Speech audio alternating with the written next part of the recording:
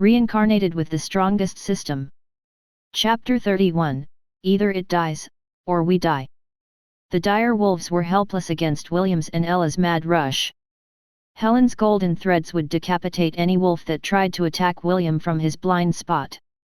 With an expert like her protecting him, William didn't have to worry about getting hurt. Of course, he and Ella steered clear of the centennial and millennial beasts. They only fought the wolves along the outside perimeter. Although they were feeling confident, they were not cocky. Helen and Owen nodded their heads in appreciation. Not every 10-year-old boy would get the opportunity to fight in a beast-tide and remain unscathed. Gained EXP points, 46,176. Gained EXP points, 70,131. Gained EXP points, 65,495. William was about to nudge Ella, to head a bit deeper in the wolf tide when a few golden strings wrapped around the two of them.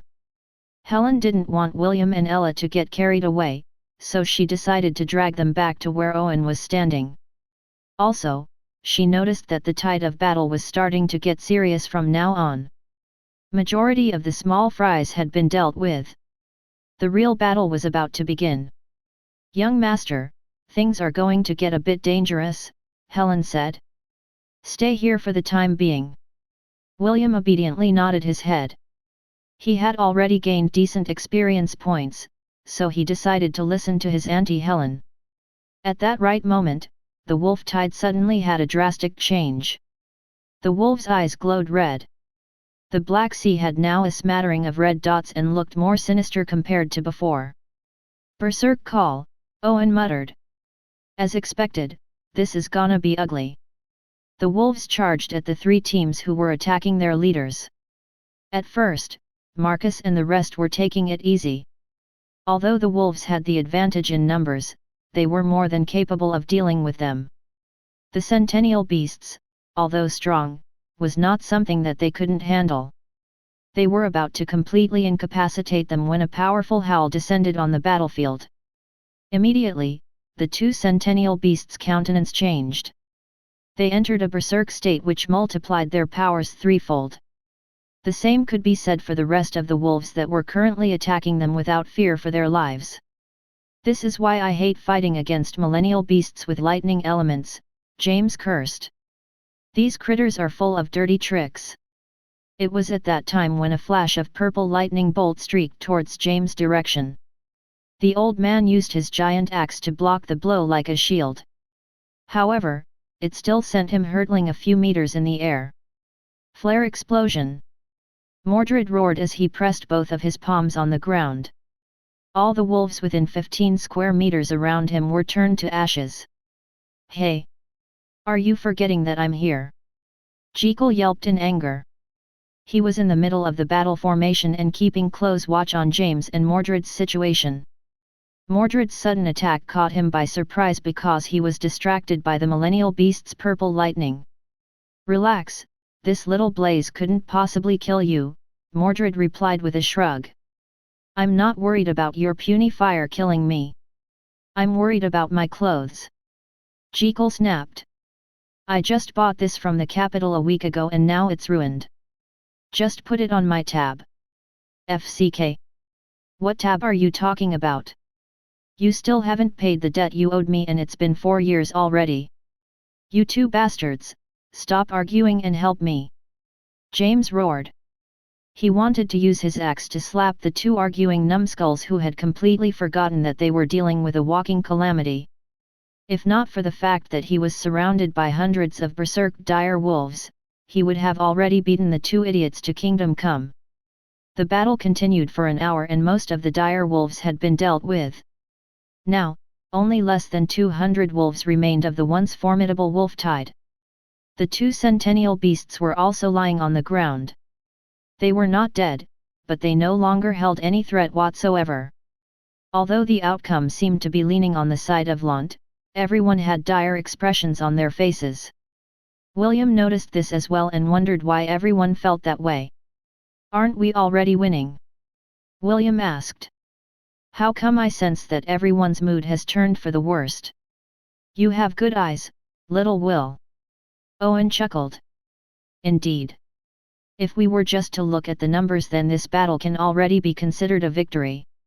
However, until the millennial beast retreats, the victors and losers are still undecided. Retreat? William frowned. Why would we want that oversized wolf to retreat? Wouldn't it be better if it is killed? Of course. Owen nodded. However, millennial beasts with the lightning element have a very disgusting ability. They have this skill called Storm Annihilation. This is a suicide skill that is capable of destroying everything. The last time this skill was used, an entire capital disappeared from the face of the continent. Hi-yoke. Williams almost choked on his saliva when he heard Owen's explanation. Destroying an entire capital? Is that a joke? However, one glance was enough to tell William that Owen was not lying to him. He also noticed that his grandfather, and the rest were only trying to threaten the beast and not fighting it head-on. I'm very worried, Helen muttered. This is an old monster and it might not really care whether it lived or died. Owen, we have to prepare for the worst. Owen nodded his head and began chanting. If the beast was really going to use its suicide move, he would erect a barrier and try to protect everyone. However, he was not confident that he would succeed. The best case scenario was for the millennial beast to leave on its own. James decapitated the last dire wolf with ease. His giant axe was now soaked in the blood of its victims. The millennial beast watched all of these with indifference. It didn't really care whether its pack died or not. They had already been banished from the Forbidden Land, and there was no going back for them. It raised its head and howled a mournful cry. James and the faces of everyone in the valley immediately paled. They understood what the beast wanted to do. It wanted to have a life and death battle with them. Can I go home now? Jekyll asked.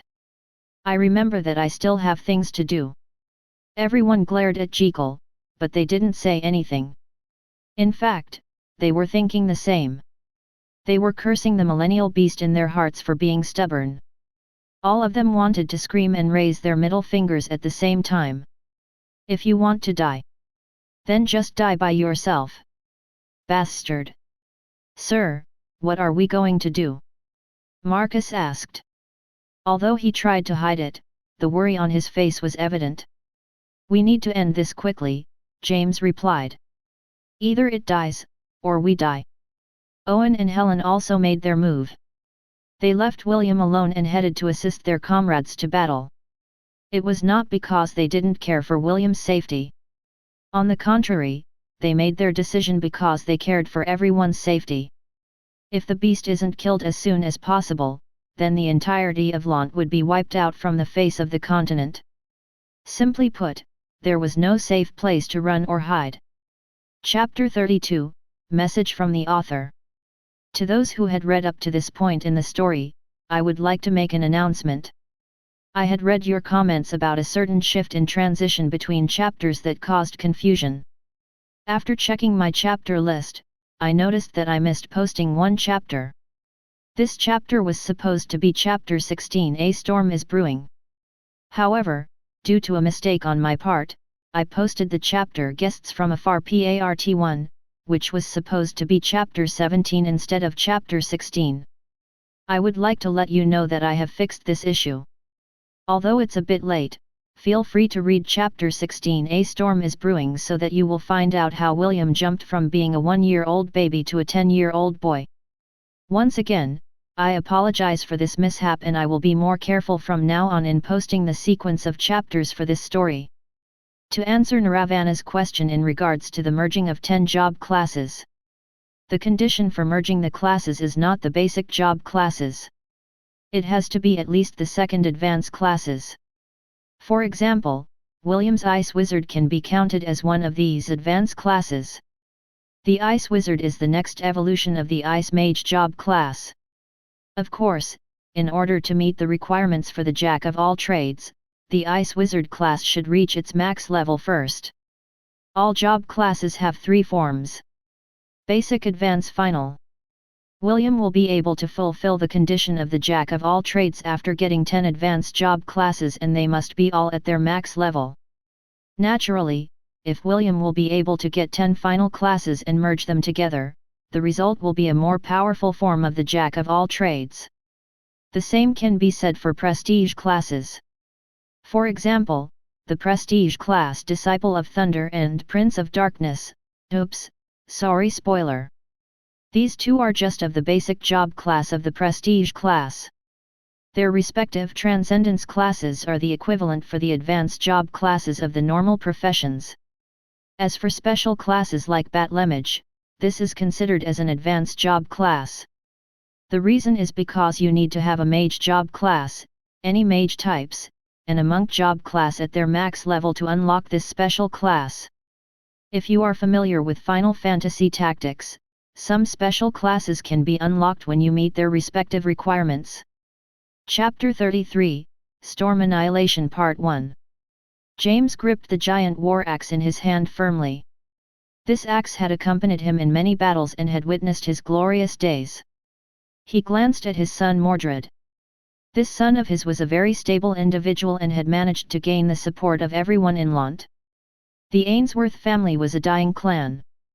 There were only 5 of them left on the continent. James, Morgan, Mordred, Matthew, Mordred's son, and William. If he failed to finish off this monster, only 2 of their bloodline would be left. He, Mordred, and his grandson, William, would die alongside this calamity. James clenched his teeth. This was something he didn't want to happen. He couldn't allow it to happen. Failure was not an option. "We only have one shot," James said with a determined expression. "No matter what happens, do not let it use Storm Annihilation. I don't care how you do it, as long as you do it. Do I make myself clear?" Everyone present nodded their heads. Words need not to be spoken. Even the always smiling Jekyll was no longer smiling. The dentist had already taken off his glasses, which meant that he was now going to get serious. The 10-meter-tall wolf charged and tendrils of lightning danced around its body. Mordred stomped on the ground and punched the air in front of him. Fire Dragon Assault! A fire dragon emerged in front of Mordred and flew towards the beast with an earth-shaking roar. The 4 horns of the wolf boss glowed. It then shot out 2 streaks of purple lightning towards the apparition that dared to challenge its existence.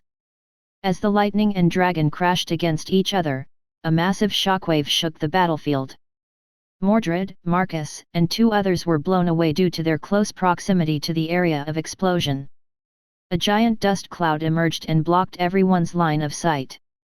However, even though they couldn't see their opponent, they could feel its mighty presence.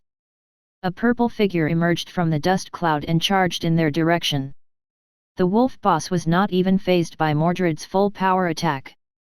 This clearly showed the difference between their powers. James rushed to meet the wolf head-on. There were no signs of fear on his face. Instead, one could see his unwavering determination for victory. "Die!"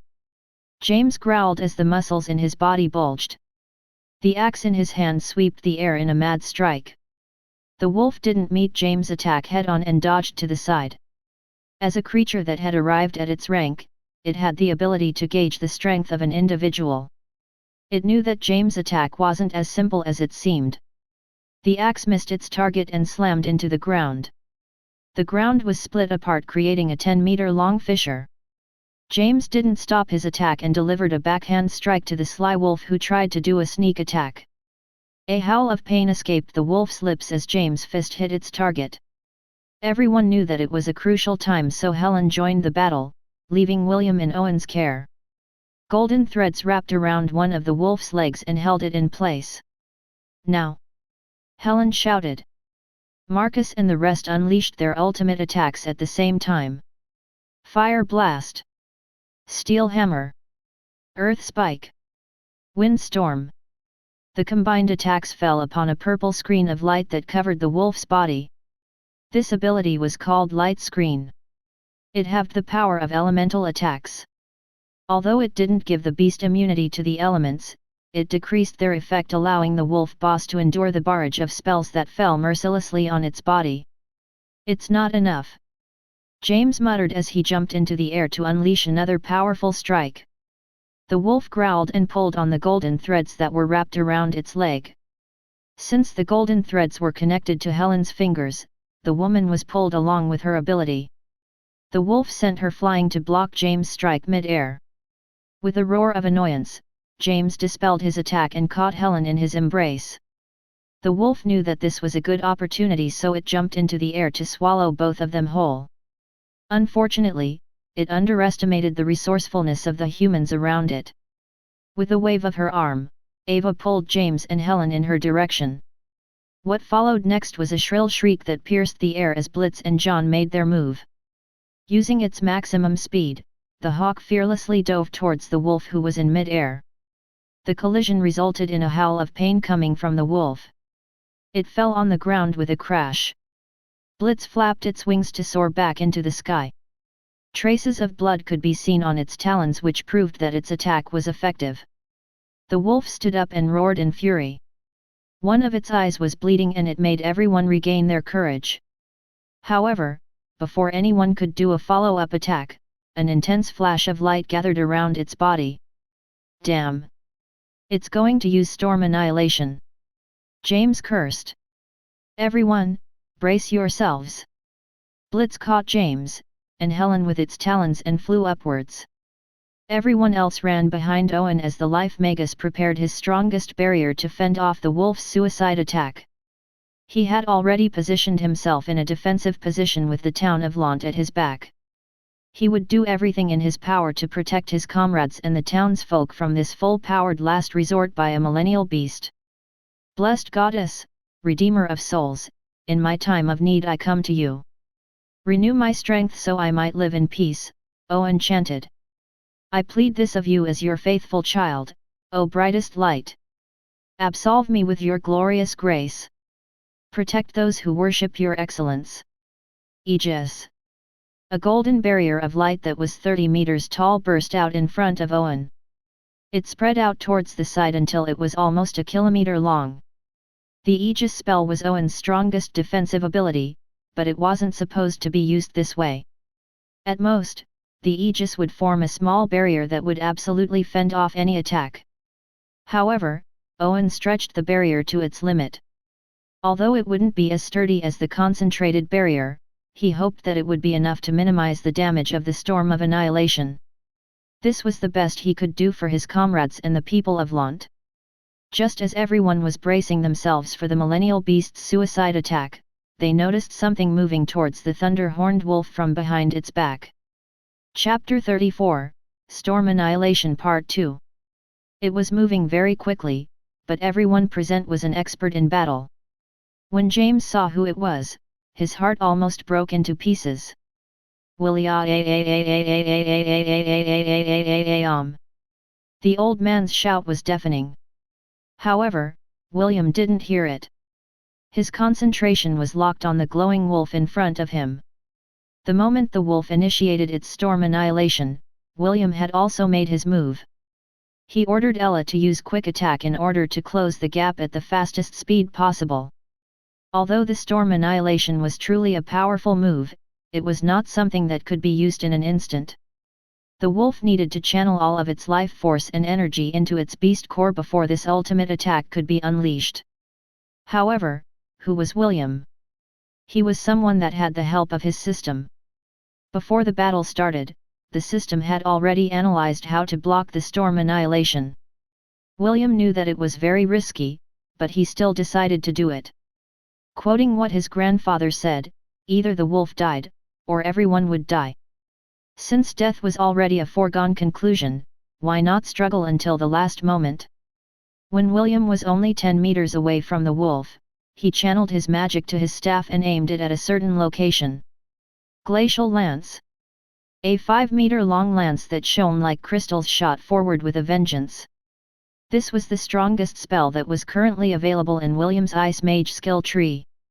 Glacial Lance, 10/10. 50 mana points. Hurls a 5-meter-long lance of ice to your enemy, dealing piercing frost damage. Piercing strike increased by 50%. Damage dealt is equivalent to intelligence x 10. Deals 5x damage to frozen enemies. Has a chance to freeze enemies except boss monsters. William was able to unlock it due to the experience points he had gained from the earlier battle. Simply put, this was William's last hurrah and he bet his life on this desperate last strike. Everyone watched with bated breath as the lance drew near the wolf's body. All of them knew that this wouldn't change the current situation. Once the wolf initiated its suicide attack, nothing could stop it. Many people had tried in the past, and all of them had one ending. They had been incinerated by heavenly lightning until they turned into ashes. Contrary to everyone's expectations, they saw and heard something truly unexpected. The wolf yelped as its massive body bolted off the ground. The glacial lance had embedded itself in the wolf's body, which made it lose its concentration. Everyone couldn't believe their eyes. What had they just seen? Once the wolf activated the storm Annihilation, it covered its body with a light screen. This reduced the effectiveness of all attacks by half. It was also why no one had thought that William would succeed in his attack. Earlier, Mordred and the others had also unleashed their full-powered attacks. However, the wolf endured their attacks with grace. They never believed for a second that William's spell, Glacial Lance, could do better. Compared to the veteran's ultimate moves, William's spell was not particularly strong. Although it looked cool, its power was not even a fifth of Mordred's full-powered fire blast. How can this be? Owen asked. What's going on? No one answered his question. None of them could explain the unbelievable sight in front of them. Actually, the adults had forgotten one thing. Even though the wolf had used a light screen, there were some attacks that couldn't be endured even if your body was made of steel. For example, if you were to be hit in a certain place, the damage would be multiplied astronomically.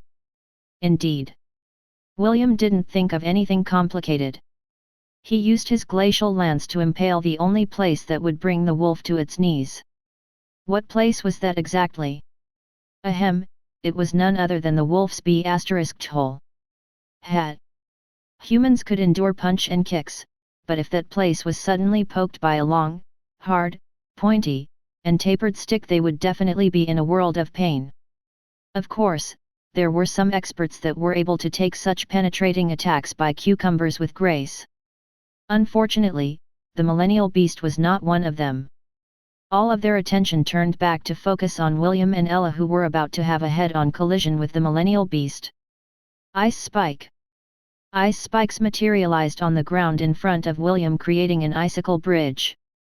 Mama Ella. Horn assault. William ordered. Me.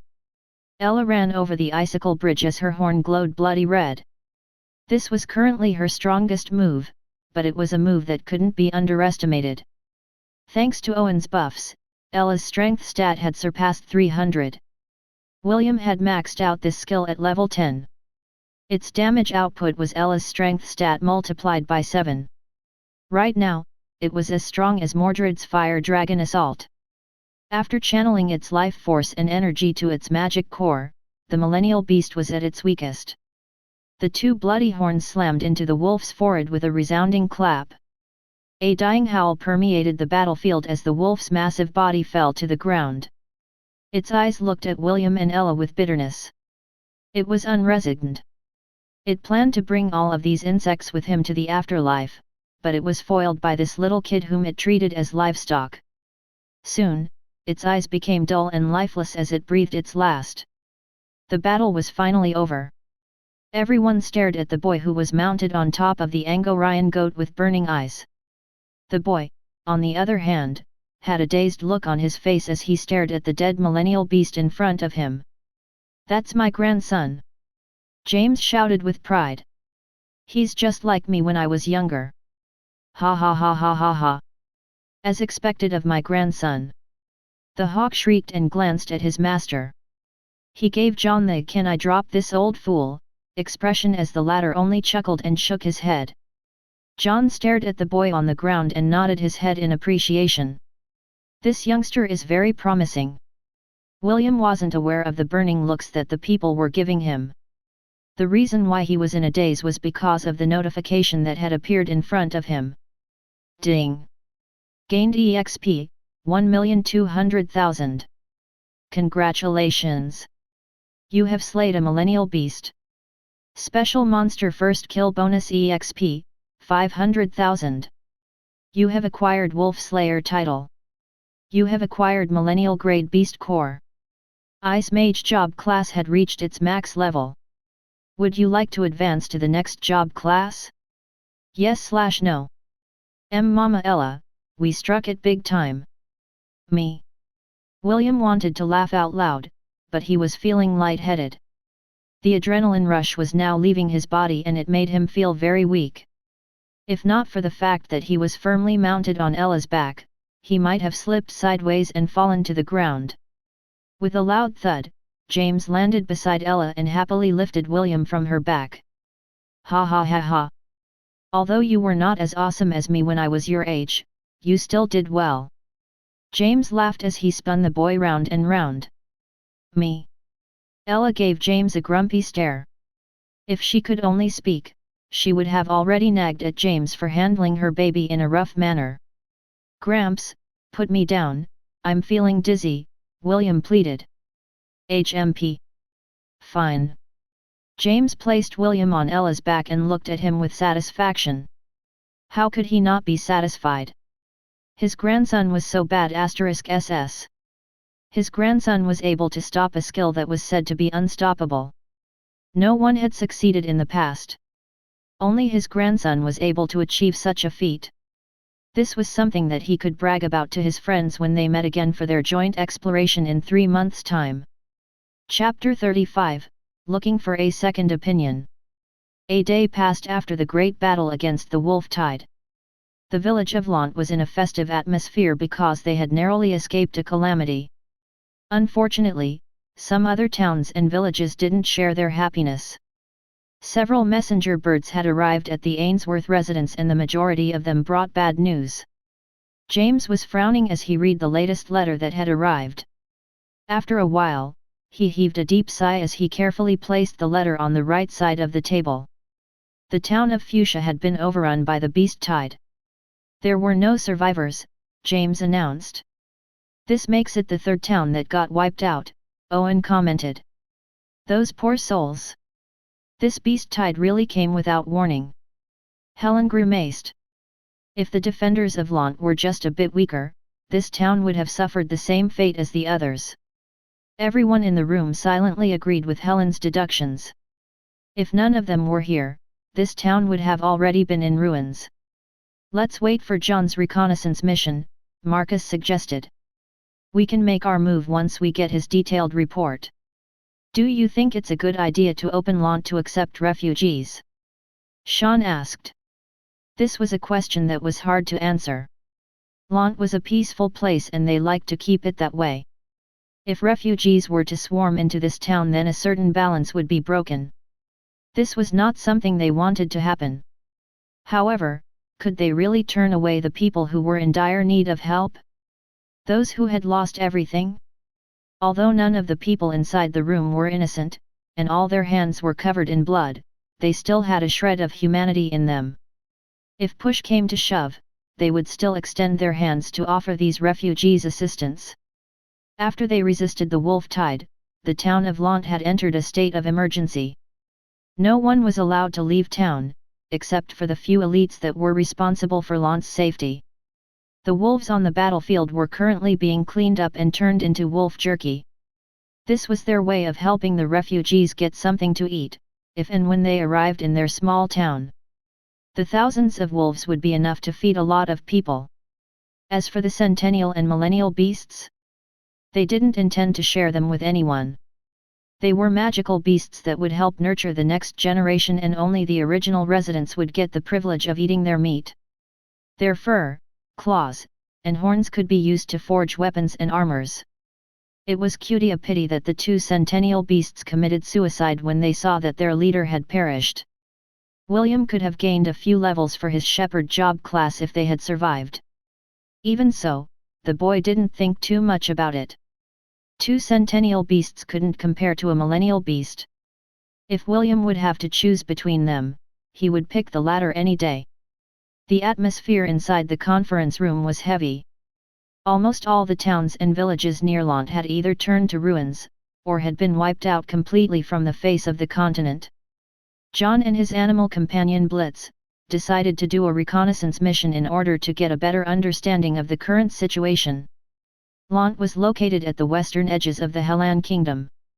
It was quite far from the capital city, and it would take at least 5 to 6 days to reach it if you were to travel using a flying beast like a griffin.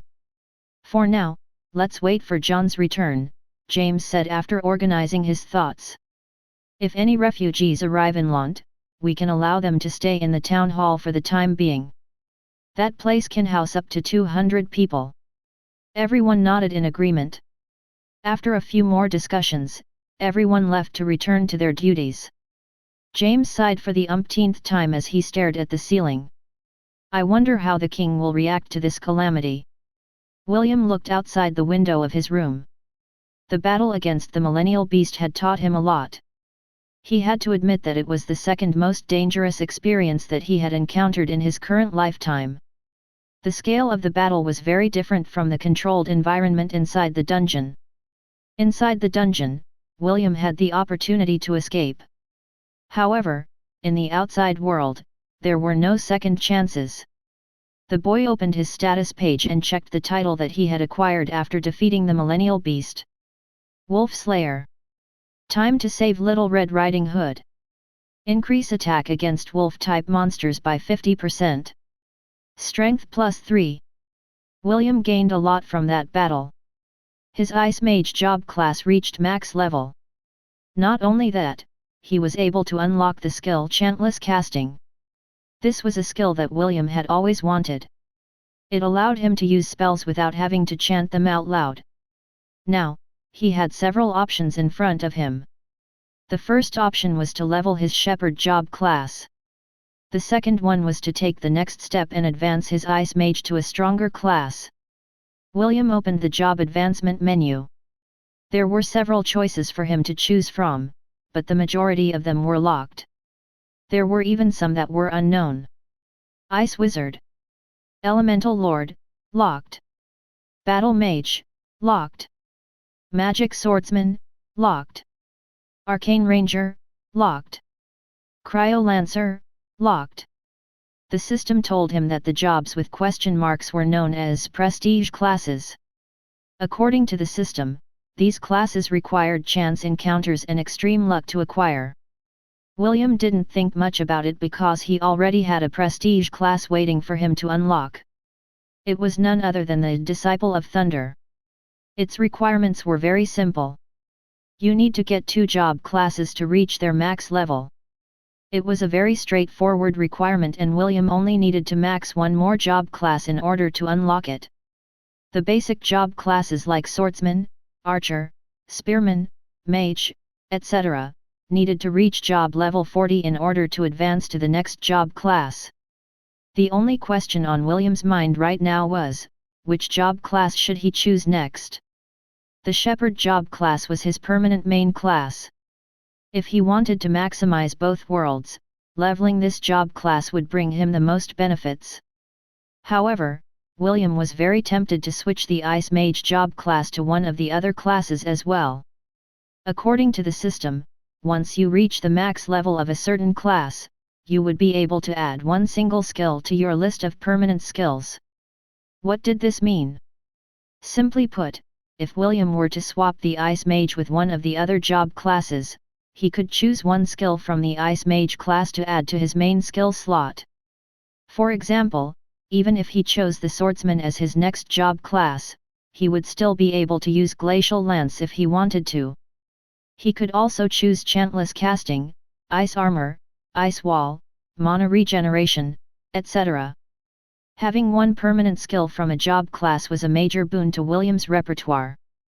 Battle Mage and Magic Swordsman sound cool, William muttered as he looked at these 2 job classes. Although they were still locked, William could see their job requirements. Battle Mage. Might and magic are at your disposal. Who said that a mage couldn't fight in close combat? Requirement. Any mage job class level 40. Monk job class level 40. Magic swordsman. Perfect combination of sword and magic. Nothing is too hot or too cold to those who wield both powers in his hands. Any mage job class level 40. Swordsman job class level 40. William scratched his head continuously. He couldn't make up his mind. The problem with multi-classing was that it took a lot of time to max the level of his job class. The Wolf Tide was a special event that wouldn't happen too often. William knew that killing a millennial beast was not an easy thing to do.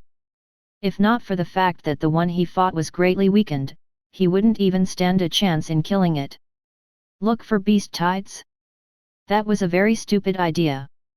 Although the people of Lont were surprisingly strong, he didn't want another beast tide to head in their direction.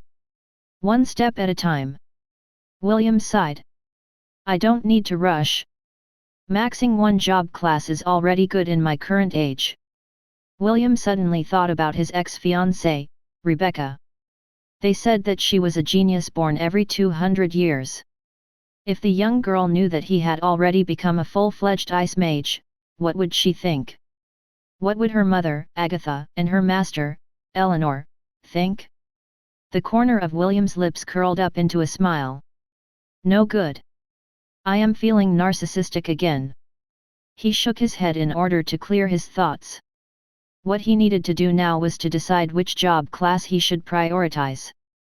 Should I advance to Ice Wizard or go for the basic job classes? Arg. Deciding is a pain. William scratched his head for the umpteenth time.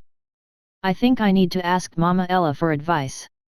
Maybe she can give me a second opinion. Chapter 36, William's Naming Sense. William headed towards the back of their residence where the goat pen was located. Right now, Ella was looking after the goats to make sure that they behaved. Mama Ella, I need your help. Me? It's about this. Ella listened to William's dilemma. The boy pointed out the pros and cons of choosing a job class. After a 15-minute explanation, William looked expectantly at his wise and dependable mama. Me. I also think that this is the best option. Thank you, Mama Ella. Me. William happily hugged the Angorian goat and brushed her head with his hand. What Ella told him was indeed the most ideal choice. System, I need you to do something for me, William said inside his mind. How may I be of service? I want to change the settings for my experience points. I want to allocate future gains to the Shepherd job class. Acknowledged. Setting has been successfully changed. Thank you, William said with a smile. You're welcome, the system replied before going into silent mode. After William had reached job level 40 in his Ice Mage job class, the system's AI had also gained an upgrade. While its voice was still monotonous, William felt that it was more intelligent compared to before. After getting over his problem, William decided to tackle another one. He looked at the 13 goats that had survived the battle against the dire wolves. William had already had a good talk to Ella and both of them agreed that they couldn't allow the same thing to happen again. Because of this, William decided to strengthen the goats as well. How would he do that? The answer is very simple. He planned to bring them all inside the Goblin Crypt. But, there was an even more pressing matter that he had to attend to. Should I call them 01, 02, 03, 04, etc.? William muttered. No. I shouldn't do that. Naming kids shouldn't be taken lightly. William could still remember the faces of his classmates whenever they were teased due to their names. Some of them even cursed their parents silently for being too casual in their naming sense. The boy didn't want the same thing to happen to his own children, so he made a vow that he would take naming them seriously. Right now, William was still a boy and certainly didn't have any children. However, these goats could be considered as his children since he was the one who raised them. Because of this, he was at a loss on what to do.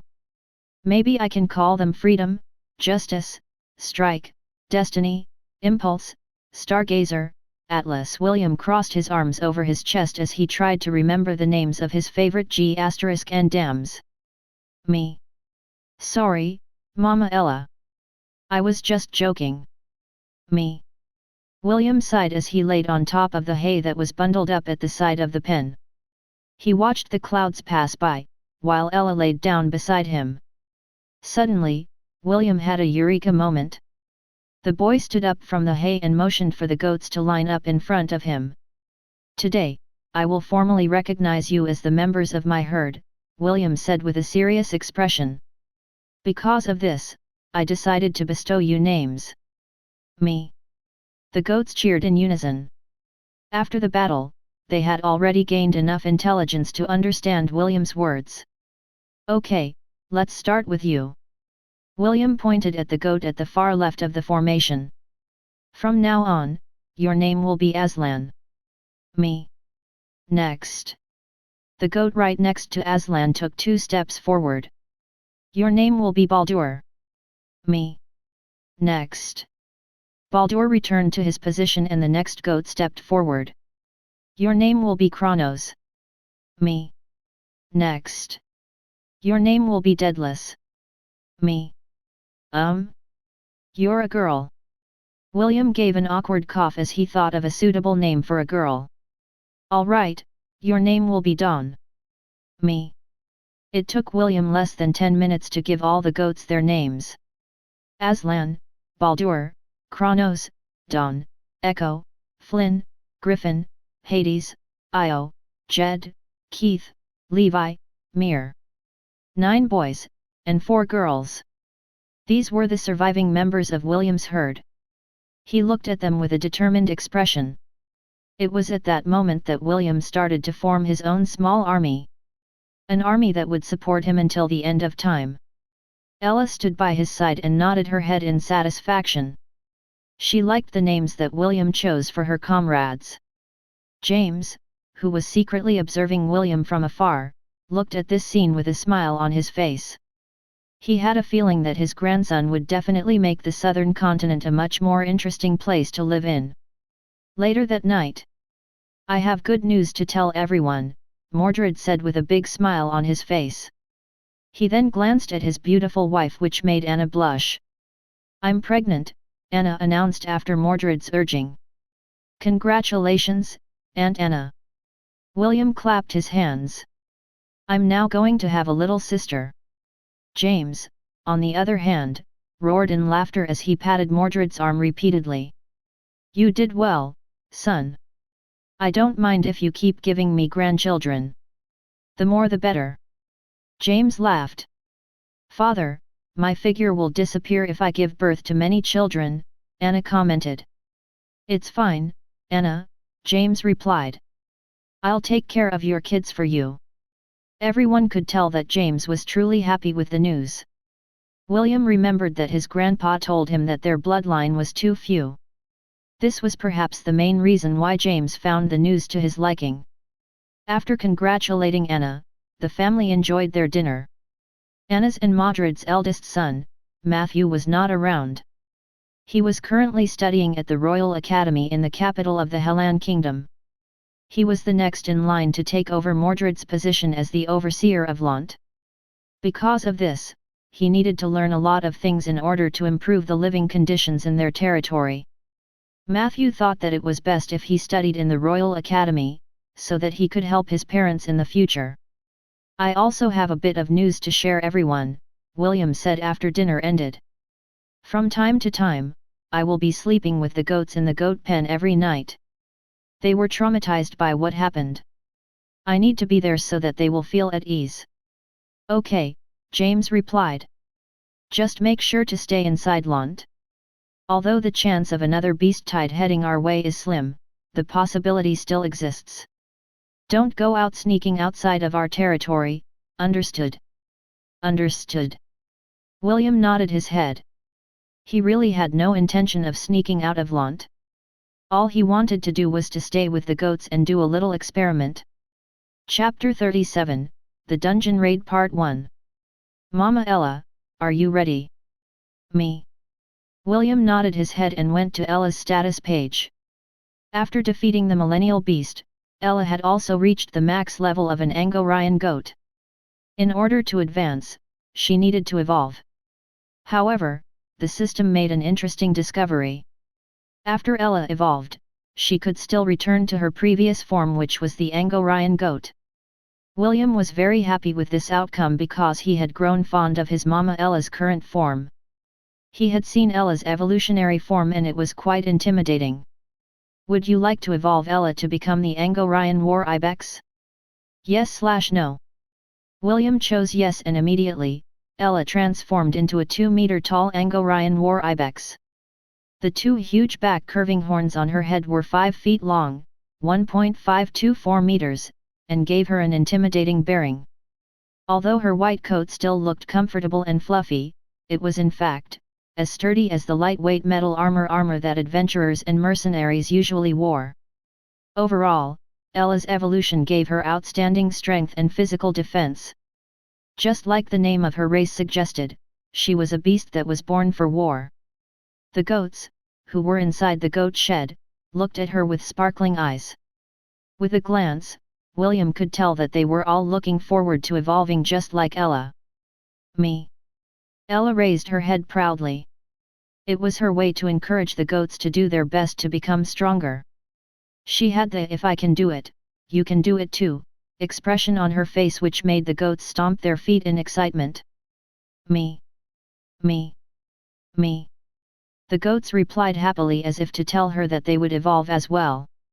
William approached Ella with a big smile on his face. This was what Ella wanted. She wanted to become stronger in order to protect William, and her goal had been met. However, both William and Ella knew that this wasn't the end. It was just the beginning, and the journey to the peak was still a long way to go. William checked Ella's stats and the smile on his face widened. Ella's evolution had given her a massive boost in her status points. Her previous form and her current form were like heaven and earth. Name: Ella. Race: Angorian war ibex. Level 1. Hit points: 2000/2000. Mana: 800/800. Strength: 50. Agility: 80. Vitality: 50. Intelligence: 40. Dexterity: 30. Current EXP: 0/400. Mama Ella, congratulations! William hugged her neck. Me. Ella replied. She then rested her chin on William's shoulder and closed her eyes. They stayed like that for a few minutes before William reluctantly took a step back. Although the night was still young, there were still things that they needed to do. If there is any among you that wish to leave a peaceful life, then you can go to that side, William said and pointed to his right. I will not force any of you to endanger yourselves. I'll be completely honest. I cannot guarantee your safety. I don't know what kind of foes we are going to face in the future. All I know is that they will be stronger than the dire wolves that you had faced yesterday. The chances of you guys dying is high. Do you still want to follow me to the unknown? Me. The goats replied in unison. Perhaps due to what they experienced, the goats' desire to grow stronger had superseded their desire to live a peaceful life. Very well. William nodded. Let's all go and conquer the Goblin Crypt together. Me. William activated the Ring of Conquest and a blinding light enveloped everyone inside the goat shed. A few seconds later, they found themselves on the 10th floor of the Goblin Crypt. Is this what you wanted to show me, Father? Mordred asked. Yes, James replied. William is still young and there are things that he cannot do. What you and I can do for him is to give him our full support from the shadows. Mordred glanced at the goat shed with a calm expression. Understood, Father. Good. James nodded his head and walked back towards the house. William is following the footsteps of his father. I just hope that he will be able to overcome the challenges that are waiting for him. The father and son pair disappeared under the cover of darkness. The beast tides were still active in the western part of the Hellan kingdom. Both of them still had things to do and, among them was to ensure that William's secret would be kept for as long as possible. 11th floor Goblin Crypt. Me. The Angorian goats charged at the two hobgoblins as a team. Although the hobgoblins were stronger than the dire wolves, they were no match against 13 crazed goats who were out for blood. Ella was the leader of the herd, but she just stood at the back and watched as her subordinates trampled the hobgoblins with ease. The goats were divided into two teams. One of the teams was led by Aslan, while the other was led by Kronos. Team, Alpha. Leader, Aslan. Members, Baldur, Dawn, Echo, Flynn, Griffin, Hades. Team, Omega. Leader, Kronos. Members, Io, Jed, Keith, Levi, Mir. One team against one hobgoblin. This was the strategy that William had devised after entering the 11th floor. He reasoned that the goats needed to work as a team if they wanted to advance to the lower floors of the Goblin Crypt. The hobgoblins on the 11th floor came in pairs. It was the perfect training ground for the goats to test their teamwork. EXP gained 220. EXP gained 220. William checked the notification and nodded his head. He had already anticipated that the experience points would be greatly reduced due to the number of participants in the battle. However, he didn't care. He was not in a hurry to gain massive experience points. The important thing right now was to train his army and polish their battle formations. Name, Ella. Race, Angorian War Ibex. Level 2. Hit points, 2000/2000. Mana, 800/800. Current EXP, 40/922. William smiled as he saw his mama Ella gain a level. He then added the 3 stat points to agility. His mentality still hasn't changed. The boy still prioritized Ella's speed because he believed that being fast was just as important as being strong. Now, let's check the new skills. William opened Ella's skill tree with excitement. When Ella gained a level, she received 3 stat points and 2 skill points. William was very picky when it came to Ella's skills. He preferred to choose practicality over being too flashy. The first skill he chose was Mithril Armament. This was the stronger version of the steel armament that Ella had when she was still an ordinary Angorian goat. Mithril Armament. 10 mana points. Make the creature's horn and hooves as hard as mithril. This skill cannot be upgraded. Skill duration, 30 minutes. Mama, please, test this skill, William pleaded. Me. The color of Ella's horn and hooves changed into a silver blue color. They were like crystals shining in the darkness. It also gave Ella a regal and elegant appeal. William playfully touched his mama Ella's mithril horns. It gave him the feeling of confidence and security.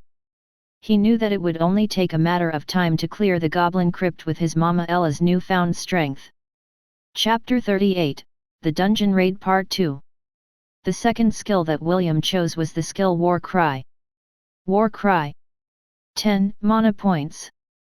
Unleash a rallying cry to increase your own and your allies' stats by 20%. This skill cannot be upgraded. Skill duration, 30 minutes. Ella didn't need William's reminder and immediately used her war cry. Me. The powerful aura was excluded from her body. The other gloats bleated in acknowledgement as they felt their bodies become stronger. The powerful goat army cleared the entire map in a day. The goats gained 1 level. William gained 2, and Ella gained 7. It was a good start, but William decided to stop their dungeon raid for the time being. He wanted the goats to feel what it was like to work as a team. William planned to take things one step at a time and let the goats get used to their new formation. Also, he felt a bit sad because his main stats could no longer advance. Stats EXP bar. Current EXP, 146,283/146,283. According to the system, his stats gauge needed to ascend to the next level in order to reset, which would allow him to continue to level up. This was similar to the other job classes he had gained, where he needed to choose a means to advance them to a stronger and more powerful class. In order to solve this problem, William needed to visit a temple and pray to his patron god. Then and only then would the experience bar for his stat points reset. Unfortunately, the temples were at least 4 days away from Lont if you were to travel by carriage. Currently, beast tides were rampaging across the land. It was impossible for William to travel to a temple. Even if he could, James wouldn't allow it. The only silver lining was that the shepherd job class could still gain levels because it hadn't reached its level cap. William looked at his current stats and sighed. He silently thanked the beast tide for giving him the opportunity to advance by leaps and bounds. Based on his calculations, it would have taken at least 2 to 3 years to reach his current level. Fortunately, the millennial beast and his lackeys gave William the best opportunity to gain massive experience points in a controlled environment. Race, half-elf. Hit points, 725/725. Mana, 1240/1240. Job class, Shepherd level 30. Subclass, Ice Mage level 40, max. Strength, 22, +2. Agility, 35, +3. Vitality, 25, +2. Intelligence, 60, +2. Dexterity, 16, +20. Current EXP, 146,283/146,283. Current job EXP, 2,400/11,503. The goats immediately fell asleep once they had returned to the goat pen. Although only an hour had passed in the real world, they had stayed inside the dungeon for a whole day. All of them were very exhausted and William didn't want to push them to their limits. "Let's go to sleep as well, Mama Ella." "Me." Ella returned to her normal mode and laid down on the piled-up hay in the corner of the goat shed. William followed suit and hugged his Mama Ella to sleep. That night, William dreamed of leading a herd of Angorian war ibex to battle against a wolf tide. All the wolves were trampled under their feet and even the centennial and millennial beasts didn't survive the battle. He he he. William chuckled in his sleep. So many experience points. While William and the rest of the children in Lont were sleeping, the adults were taking turns as night watch. "Jekyll, time's up," Marcus said with a smile. "Get your beauty sleep. I'll take over the watch." "About time," Jekyll replied as he stretched his body. "Sean, make sure to bring us freshly baked bread tomorrow. I'm counting on you." Mr. Bond patted Sean's shoulder. "I don't mind as long as you pay for it." Sean yawned. "Make sure not to fall asleep while on duty." "That goes without saying." Mr. Bond patted his chest. "If one monster comes, I'll kill one. If a dozen comes, I'll kill a dozen. Relax, those critters won't get past me." The night passed peacefully as the defenders of Lont stood their vigil. Only when the first light of sunrise fell upon the small town, did they hear the shriek of a hawk coming from the east. Finally, James muttered as he gazed at the hawk that was descending from the sky. Everyone was waiting for John's arrival, so they hurried towards the Ainsworth residence to meet him. All of them were eager to hear his report and understand the current situation. Inside the conference room, James was busy placing gemstones on a map that almost occupied half of the round table. The colored gems signified the current conditions of the various villages, towns, and cities in the western side of the Hellan Kingdom. James, and the others waited patiently until he finished his task. Even so, some of them were already frowning. They could tell at a glance that almost the entire western region was now in ruins. "Dear God," Owen muttered. "Such destruction." John heaved a deep sigh as he placed the last gemstone on the map. "As you can see, the western region is as good as gone," John reported. "The beast tide from the Forbidden Lands came 5 years earlier than expected. Lont faced a wolf tide. The town of Fuchsia encountered a bear tide, Pran was besieged by harpies, Zanar by hyenas. John listed all the towns that he had seen along the way. According to him, there were almost no survivors from these territories. Blitz and I delved deeper into the kingdom and found traces of the beast tides. It seems that all of them are going to converge to attack Fort Windermere. As expected, James muttered as he stared at the map on the table. Fort Windermere was a fortress that was built to resist the beast tide invasion. Usually, the beast tides happened every 15 to 20 years. It seemed that something big had happened in the Forbidden Lands that caused the beast tide to come earlier. In the past, the Hellan kingdom had amassed a massive army to clear out the Forbidden Land known as the Strathmore Forest. Unfortunately, they weren't even able to enter the outskirts of the forest due to a powerful restriction. When the genius scholars of the kingdom analyzed this restriction, they were surprised to find out that only those who were 20 years old and below could enter the forest. Because of this, all plans to conquer Strathmore Forest had been put on hold. Since they couldn't invade the source of the problem, they decided to build a fortress that would protect the kingdom from these rampaging beasts.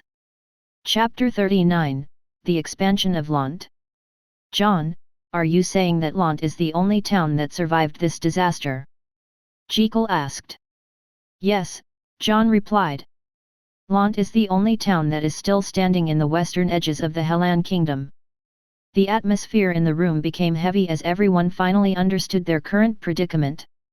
Their eyes fell on James, who was lightly tapping the table with his fingertips. Owen, what do you think will happen after the kingdom deals with the current beast tide? James asked. What else? Owen sneered. Those scummy nobles will fight tooth and nail to gain a foothold in the territories that have lost their owners. They will rain on the sky like vultures and grab every piece of meat that they can find on this ruined land. Frankly, I think we can consider ourselves lucky if they don't come knocking on our doorstep. No greedy scum would miss this opportunity to add lands to their fief. Of course, there is another possibility, Ava commented with a smirk. The king will definitely use this as an opportunity to award lands to those of his knights that have done meritorious service during this crucial period. James looked at the territories that surrounded Lont and made up his mind. Fushia to the north and Zanar to the east, James said after careful consideration. Lont is at the farthest edge of the western region. These two places have been our good neighbors for many years. Since that is the case, we will not allow them to fall into the hands of those greedy nobles. James raised his hand and issued orders. John, take Blitz and raise the flag of Lont in Fushia. From this day onwards, it will be part of our territory. I will send some people to help you gather the dead bodies. We will give them all a proper burial and erect a monument in their name. Yes, sir. John nodded his head and left the room. Marcus, Ava, and Jekyll, go to Zanar and do the same. In the small chance that there are any survivors, make sure to take good care of them. I will also send some people to help later. Haha. I like this plan. Jekyll chuckled. Zanar is a good place to grow wheat. If we secure it, Lont will not have to worry about its food supply. Fushia is known for their silver mines. Ava brushed her hair. The nobles would definitely set their eyes on that one. Well, that will depend on their ability. James sneered. I'd like to see them try. Everyone in the room smiled. They had been living peacefully for so many years. Some of them were itching to beat some stupid nobles to release their pent-up urges. After the meeting had been disbanded, Mordred approached his father to talk more about their expansion. Father, are you sure about this? Mordred asked. The king may not like it. I'm sure that His Majesty has more important matters at hand than dealing with small fries like us. Compared to us taking a few lands on the edges of the western region, he would focus more on how to deal with the current beast tide, James replied. As long as we do not reach his bottom line, I'm sure that he won't mind our shameless attempt to take possession of a land or two during this period. You have a point, father, Mordred rubbed his chin in agreement. Even if we take Fushia and Zanar, there are still plenty of territories that have lost their owners. It will be more than enough to satisfy the nobles. Right? That's why, you don't have to worry about this matter, James commented. Also, it will still take a few months before the other lands are reclaimed. Even the greedy nobles won't be able to rebuild these territories in such a short amount of time. Besides, I feel that this beast tide isn't over yet. Mordred looked at his father in surprise. It's not over yet. The older man shook his head. I'm not sure. I just have a nagging feeling that this beast tide is not as simple as it seems. James walked towards the hill that overlooked the town of Lont. They had lived in this small piece of land for many years. Life here in the countryside was peaceful. Although it didn't have the lively atmosphere of the cities, it was still a wonderful place to spend your days in retirement. Send the messenger birds. It's time to call them back, James ordered. Time for everyone to have a reunion. All of them? Mordred asked. There was a trace of excitement in his voice. James turned his head to look at his son with a smile. All of them. Aunt Anna, shouldn't you be relaxing instead of doing the household chores? William asked. You're pregnant, right? Who said pregnant women can't do chores? Anna lightly pinched William's cheeks. Enough talk. Eat your breakfast. Although you can't go outside the town, you still need to take care of the goats. William smiled and nodded his head. After eating his breakfast, he didn't immediately go to the goat pen. He and his mama Ella decided to take a stroll. William sat on Ella's back as they traveled the familiar roads of their hometown. Along the way they were greeted by a bunch of people. Almost everyone in Lont knew each other. Of course, everyone knew who William was. Since the Ainsworth family was the overseer of Lont, it was impossible for the children and the adults to not know who he was. William watched the children playing on the streets with a smile. He greeted the busy adults carrying wolf pelts, and waved at the old people who were making wolf jerky. Although Lont was a small town, it was filled with smiles and life. The two walked up the ramparts of the town wall and gazed at the distance. The bodies of the centennial and millennial beasts were being dismantled by Mr. Bond. He volunteered to do it alone in order to preserve the quality of the goods. William watched the enthusiastic barber as he worked with a serious expression. According to his grandpa, Aunt Helen would make him a set of clothes made from the pelt of the millennial beast. This set of clothes could be considered on par with first-rate lightweight armor that he could wear for any occasion. For this, William was truly grateful. Mama Ella, I'm glad that we managed to prevent this town from getting destroyed, William said after looking at the scene in front of him. Me? I'm just a bit worried. Me? I'm afraid that the beast tide was just a prelude to something bigger. Me? Fort Windermere.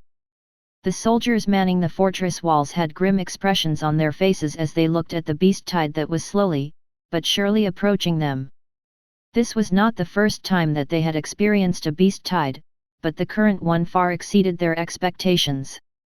My lord, it would be best if we ask for reinforcements from the capital, Mont, the vice-general manning the fortress proposed. If we don't receive help soon, I'm afraid that the fortress will be overrun in 2 days. You're right. General Aerith sighed and nodded his head. Send our fastest messenger hawks to the capital. Tell them that we need the Griffin Brigade to assist us in battle. At once, General. The general's aide stepped out of the conference room to execute his superior's order. Aerith left the conference room and made his way to the fortress walls. All the high-ranking officers in Windermere followed behind him. General Aerith stared at his trusted aides and the soldiers who were awaiting his orders. He then raised his fist into the air and made a declaration. No matter what happens, Fort Windermere should never fall. The moment we fail, the Hellan kingdom will fall into ruins.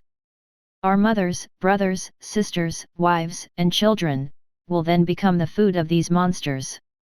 Do you want this to happen? No. Then fight! General Aerith roared as he unsheathed his sword and pointed it at the beast tide that was slowly approaching the fortress walls. Fight for everything that you hold dear in this world. Let us send these foul monsters to hell. Death to the enemies of the kingdom. Death. Kill them all. Kill. Archers aim. General Aerith ordered. Magicians, prepare your spells. Thousands of archers loaded their bows with arrows and took aim. Hundreds of magicians started to chant their long-range spells. The archers and the magicians focused their attention on the enemies before them. General Aerith watched as the beast tide came within range. He then resolutely thrust his sword forward and gave the order to fire. Fire at will. Thousands of arrows took flight and spells rained down from the fortress walls. The Battle of Fort Windermere had officially begun. Chapter 40, A Stubborn Fool. While the battle at the fortress was underway, John and Blitz had arrived in Fuchsia. After firmly securing the flag of Lont on the highest structure of the destroyed town, he then started to look for survivors. A few hours later, several men from Lont arrived and helped him in his undertaking. Surprisingly, they did find survivors amongst the ruins of Fuchsia. Some had hidden in their cellars, while others buried themselves amongst the dead. After half a day of searching, John and the others were able to rescue over 100 people. These were the last remnants of Fuchsia. A town which once housed thousands of people now lay in ruins. Uncle John? Is that you? A young man in his early 20s stepped forward. Cedric. John looked at the young man in surprise. Where is your father? Did he also survive? Cedric was the son of the mayor of Fuchsia. Since Fuchsia and Lont were basically neighbors, the two had a good relationship with each other. James and Cedric's father, Sabas, were good friends. Cedric teared up when he remembered how his father pushed him and his sister towards the cellar of their house. Sabas ordered them to wait for his return. Cedric knew that his father didn't want them to die, so he obeyed and took care of his sister as they hid in the cellar waiting for his return. I don't know if father is dead or alive, Cedric said after regaining his composure. Only my sister and I are left of our family. John sighed and hugged the young man. He then patted his back. Your father is a brave man. He will live through you and never be forgotten. The survivors of Fuchsia looked at this scene and teared up. Some of them wailed in despair at the death of their loved ones, while others looked at the ruins with a tinge of helplessness. All of them knew that it was impossible for them to rebuild the town on their own. If Fuchsia was to rise again, they needed help in more ways than one. It was then when a young beautiful girl, who seemed to be around 14 years old, stood beside John and Cedric. She was the only daughter of Sabas and Cedric's younger sister, Leah. Her long midnight blue hair rested behind her back and her clear blue eyes looked at John with hope. Uncle John, what is going to happen to us? Leah asked. Did Uncle James send you? Yes. John nodded his head. We came here to place Fuchsia under our protection. Uncle, do you mean that, from this day onwards, Fuchsia is now a part of Lont? Leah asked. Leah. Stop being disrespectful to Uncle John. Cedric snapped. Now is not the time to talk about these things. You are wrong, brother, Leah replied. There is no better time to discuss the ownership of Fuchsia than now. Since Uncle John is here, it means that Lord Ainsworth has no intention of letting the other nobles stake their claim on Fuchsia. For me, this is a good thing. At least, Lord Ainsworth is a good person. John was shocked by Leah's calm and rational explanation. He never thought that a 14-year-old girl would be capable of analyzing the current situation and give her views on the matter. Not only that, she was also able to tell John face to face that she was aware of James' plan for expansion. Is this true, Uncle John? Cedric asked. Does Lord Ainsworth intend to take over Fuchsia? Yes, John answered honestly. As for the details, it would be best if the two of you meet him. I'm sure that he will be more than happy to know that the two of you are still alive. For now, let's wait for the wagons coming from Lont. Why should we leave? Cedric asked. Isn't the beast tide over? Not by a long shot, John replied. The last time I saw the beast tide, they were converging to attack the fortress of Windermere. Until they have been annihilated, there is no safe place in the western region except the town of Lont. Except the town of Lont? Leah asked. Did Lont also experience the beast tide? Yes. How did you manage to survive? You will know when you get there. For now, I advise all of you to rest. We can't stay here for long. A messenger bird landed at the Ainsworth residence. Sabas, you're such a stubborn fool. James felt sad as he read the letter. You should have stayed with your son and daughter in the cellar or your house. Mordred, who was seated beside his father's side. Sabas and him were also good friends, and he really liked the mayor's upright and straightforward attitude. Call William, James said after reading the letter. Tell him to take his goats to Fuchsia and assist in the evacuation. Also, tell the people at the town hall to prepare beds for the survivors. Father, can we let Cedric and Leah stay in the residence? Mordred inquired. Of course, James answered. Leah and Cedric can be considered as my niece and nephew. It is only proper that we take care of them. Understood. Mordred nodded his head and left the room. 2 hours later, 20 wagons departed from the town of Lont. William rode on Ella's back while his Team Alpha and Team Omega guarded the wagons on both sides. The journey between Lont and Fuchsia usually took 2 hours by carriage. When William and the rest arrived in Fuchsia, the sun was already at its zenith. William, over here. John waved and called out to the boy who was seated on top of the Angorian goat. William was the only boy in Lont who used a goat as his mount. Although no one questioned it, most of them found it funny. Uncle John, William greeted the older man with a smile. I heard that brother Cedric and sister Leah are among the survivors. Where are they right now? William had met Cedric and Leah many times in the past. Every year, there was a harvest festival that was celebrated within the western region. James had dragged William and Matthew to these festivals in order to let them mingle with the daughters of his friends. If not for the fact that William already had a fiancée, James would have definitely played matchmaker for him. Since William was off limits, Matthew became James' target. He even pestered Sabas to matchmake Leah to Matthew when his cousin was only 12 years old. Of course, Sabas just laughed it off and even reprimanded James that he shouldn't interfere in the affairs of the children. For him, love was something that shouldn't be forced. With that said, he also didn't mind if Leah and Matthew were to become a couple. As long as both of their feelings were mutual, then he would definitely give them his blessing. Cedric and Leah are in their house, or what remains of their house. James sighed. They are trying to salvage the things that they can salvage. It would be best if we leave them alone for the time being. William nodded his head in understanding. Cedric and Leah had just lost their father. Their mother had passed away after giving birth to Leah. In this world, only the two of them remained in their family. An hour later, Cedric and Leah arrived at the town plaza. Both of them had sad expressions because they didn't see their father among the dead in their household. Cedric was still clinging to the small hope that their father had survived. Leah, on the other hand, had already accepted the reality. Little William, you still look as stupid as ever, Leah said with a smile. Big sister, you're still as beautiful as ever, William replied. You've matured a bit. In the past, you would always retort when I call you stupid. Big sister, a boy that is as handsome as me is not that petty. Leah gave a wry smile as she looked at the handsome boy seated on top of the Angorian goat. She was fond of William because he was fun to tease. However, she felt that the current him seemed to be more mature compared to the stupid boy that had visited Fuchsia a year ago. Ella, you're doing well, I presume? Leah asked the Angorian goat with a smile. Me?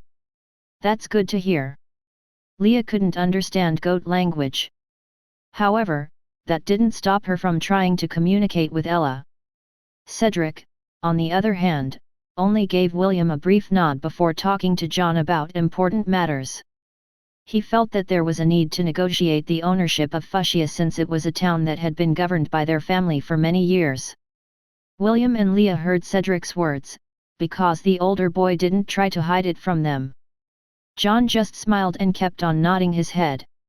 He understood what Cedric was trying to say. However, understanding and agreeing were two different things. As for who would govern Fuchsia in the future, James, Cedric, and Leah needed to have a proper discussion in order to smooth out the details of their cooperation.